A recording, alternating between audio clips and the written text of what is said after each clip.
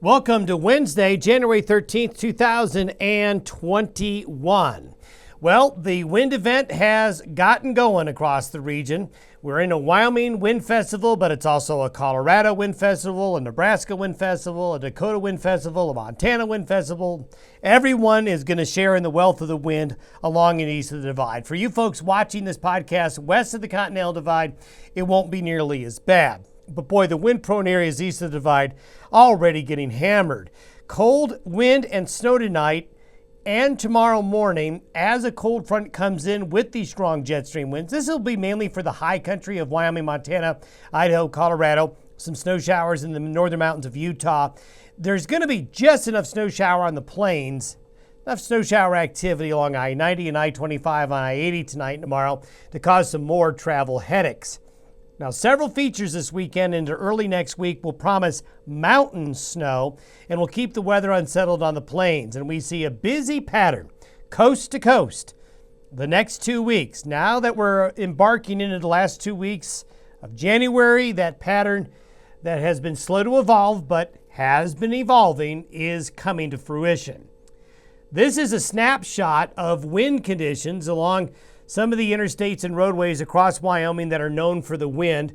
We've had winds gusting already to 75 miles per hour in Arlington. Bordeaux, this shows a wind gust of 65, but they've already exceeded 70 miles an hour. 63 miles an hour on I-25 south of Cheyenne. Just got word of a blow over there.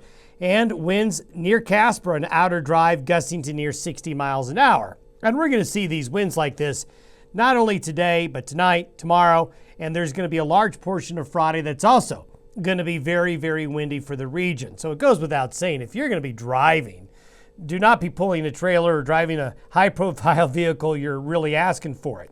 As we take a look, let's go back there. A quick snapshot of La Niña. We continue to see it raging, really just a very impressive La Niña. We're also seeing sea surface temperatures in the North Pacific get cooler.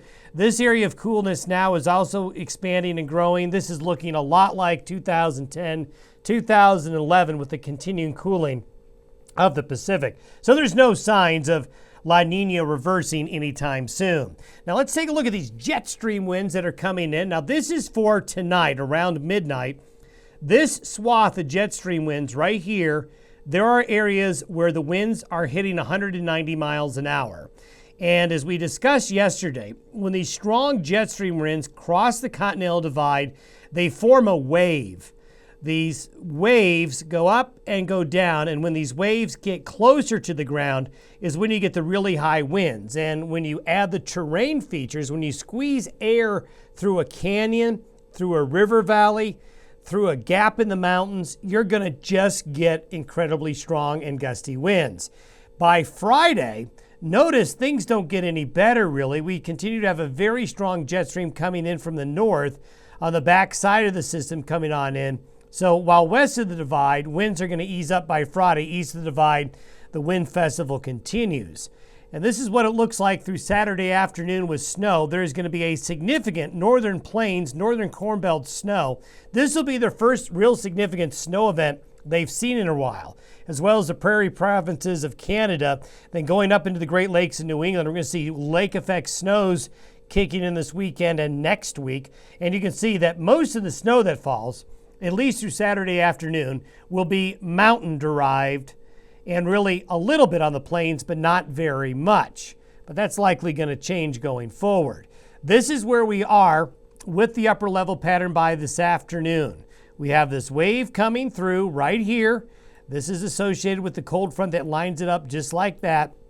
And so do be ready for the weather coming on in. There's no turning back.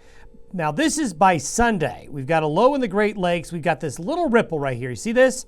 By Sunday afternoon and Sunday night, this little ripper is going to drop south, and we may end up, as we get into the Sunday-Monday time frame, we may end up with a little bit of a mini snow event here, along with some colder temperatures late Sunday into Monday, and that's something we're going to keep an eye on. Notice we've got another low up here and a ridge wanting to stay up in the Gulf of Alaska, and that's really important if this guy stays, because we know what that means. That's when the jet stream starts to do this. Voila. This is by next Friday and Saturday, the 23rd. We've been talking around the 22nd, 23rd, 24th is when things really start to get a lot colder and a lot more stormy. But look at the low, this big trough that forms and covers a good part of the U.S. And we're looking at a real pocket of cold air here, some really cold air here, and a low off the west coast. This will be pumping in some moisture. So there's a lot going on here, a lot going on as we get to the second half of next week and next weekend and into the next week after that.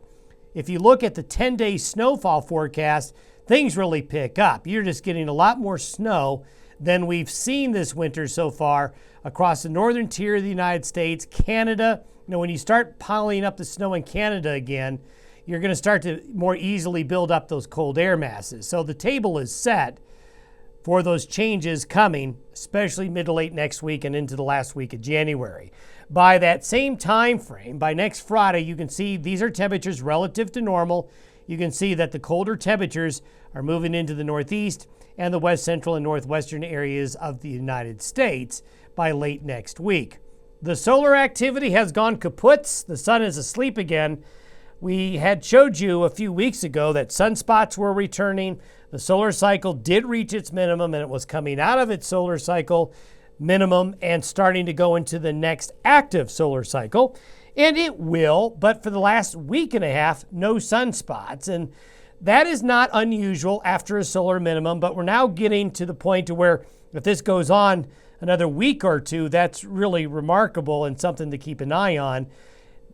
The solar minimum we just went through was one of the biggest solar minimums in over a century, and so we expect it to be slow to get going again, but the solar activity has slowed down again with a lack of sunspots. And we'll update you from time to time as we go into the next few months on that solar activity. We do expect it to pick up again. Thanks for listening and watching the Day Weather Podcast. Have a good Wednesday and don't blow away.